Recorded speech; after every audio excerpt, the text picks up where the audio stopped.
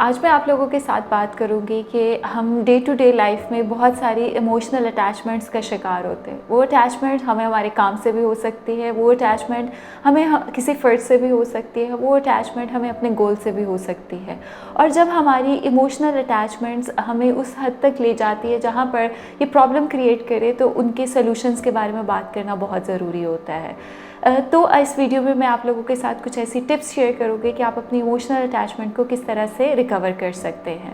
अगर आप अपनी ज़हनी सेहत के मुतालिक इसी किस्म की इंफॉर्मेटिव वीडियोस देखना चाहते हैं तो मरहम के प्लेटफॉर्म पर जाएं और मरहम पर यूट्यूब चैनल को जो है वो सब्सक्राइब करें।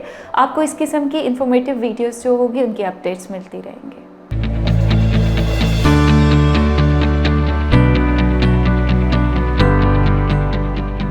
मेरा नाम आमना इफ्तिखार है और मैं एक माहिर नफ्सियात हूँ और इस शोबे में काम करते हुए मुझे पिछले तकरीबन 13 साल का अरसा हो गया हुआ है। जब हम साइकोलॉजिकल इश्यूज़ की बात करते हैं, जब हम डिसऑर्डर्स की बात करते हैं, तो उसमें एक बहुत प्रोमिनेंट चीज़ होती है, एक बहुत प्रोमिनेंट सिम्टम होता है जिसको हम इमोशनल अटैचमेंट बोलते हैं। अब इमोशनल अटैचमेंट मुख्तलिफ़ तरीक़ों से हम इसको एक्सप्लेन कर सकते हैं, इसको डिफ़ाइन कर सकते हैं। जैसे कि इसमें 2 वर्ड्स हैं जिनको हमें पहले अंडरस्टैंड करना ज़रूरी होता है। The first word is emotions. और इमोशंस हम इंसानों के अंदर एक बुनियादी जुज़ होता है जो हमें हमारे अंदर एहसास की एक जो होती है वो सेंस डेवलप करता है। आप किसी चीज़ के मुताल्लिक़ कुछ स्पेसिफ़िक इमोशंस जो होते हैं वो डेवलप करते हैं। क्या आप मरहम की सर्विसेज अवेल करना चाहते हैं तो आज ही गूगल करें हेल्प मी मरहम और घर बैठे डॉक्टर की अपॉइंटमेंट बुक कराएं या फिर ऑनलाइन वीडियो कंसल्टेशन के थ्रू अपने डॉक्टर से ऑनलाइन बात करें और मेडिसिन और लैब टेस्ट के ऊपर डिस्काउंट भी हासिल करें। दूसरी चीज़ आ जाती है अटैचमेंट। अब अटैचमेंट को हम नेगेटिवली भी लेते हैं और पॉजिटिवली भी लेते हैं।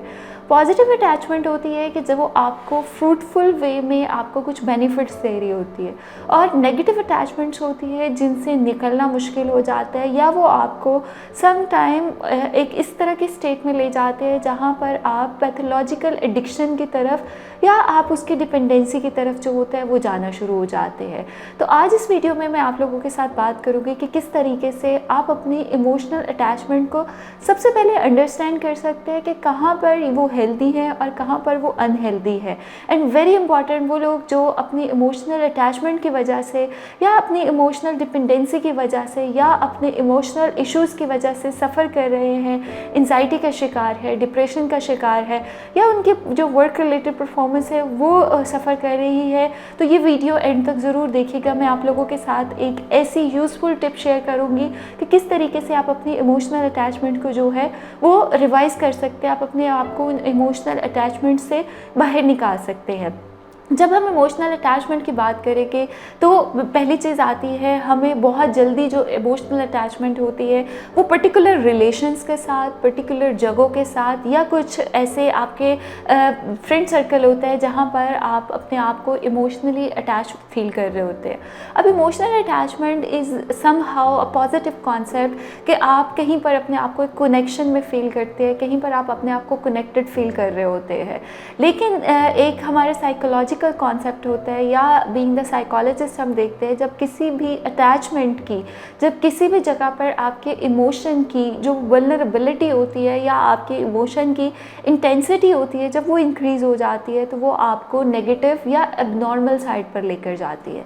तो अक्सर हमने ये देखा है जब हमारे पास पेशेंट आते हैं, वो डिप्रेशन के साथ हो, वो एंजाइटी के साथ हो, या वो स्ट्रेस का शिकार हो, तो जब आप उनकी हिस्ट्री जाकर लेते हैं और आप उनसे उनकी बैकग्राउंड इन्फॉर्मेशन लेते हैं तो उसमें एक वेरी प्रोमिनेंट जो सिम्टम होता है वो उनकी इमोशनल अटैचमेंट आ रही होती है। तो जैसे मैंने आपको बताया था कि मैं आप लोगों के साथ आज एक ऐसी टिप शेयर करूँगी कि आप अपनी इमोशनल अटैचमेंट को बजाय आप अपनी वीकनेस बनाएं, आप उसी को अपनी पावर बनाएंगे।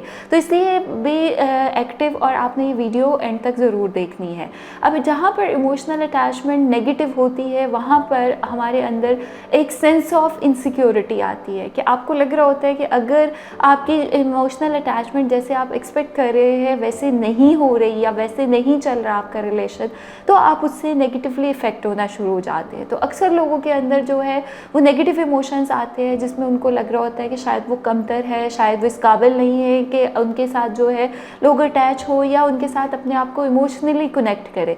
तो ऐसे लोगों के अंदर देखा ये गया है कि अक्सर औकात वो इन्फीरियरिटी कम्प्लेक्स का शिकार होते हैं, या इन लोगों के अंदर डिप्रेशन बहुत पाया जाता है, या वो लोग वो होते हैं जो लाइफ में फेलियर का शिकार रह चुके होते हैं। तो पहली चीज़ आप लोगों के लिए, अगर आप अपनी इमोशनल अटैचमेंट को ख़त्म करना चाहते हैं तो ये समझना ज़रूरी है कि कहीं आप डिप्रेशन का, एंजाइटी का या किसी और साइकोलॉजिकल स्ट्रेसर का शिकार तो नहीं है। जब आपको ये पता होता है कि इसके रूट कॉज क्या है तो हम उसको मैनेज कर सकते हैं। And the tip is that कि अगर आप इसमें से अपने आप को निकालना चाहते हैं तो अपने इमोशनल माइंड को या अपने इमोशनल अटैचमेंट को लॉजिकल करें।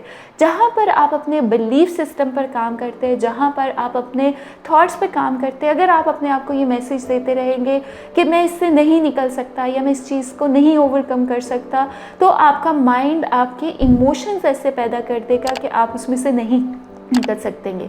तो इमोशनल अटैचमेंट को ख़त्म करने के लिए आपने माइंड ओवर योर हार्ट को प्रेफर करना है कि आप जब अपने इमोशनल माइंड को लॉजिकल माइंड के साथ रिप्लेस करेंगे तो आपके इमोशनल अटैचमेंट से निकलना बहुत आसान हो जाएगा।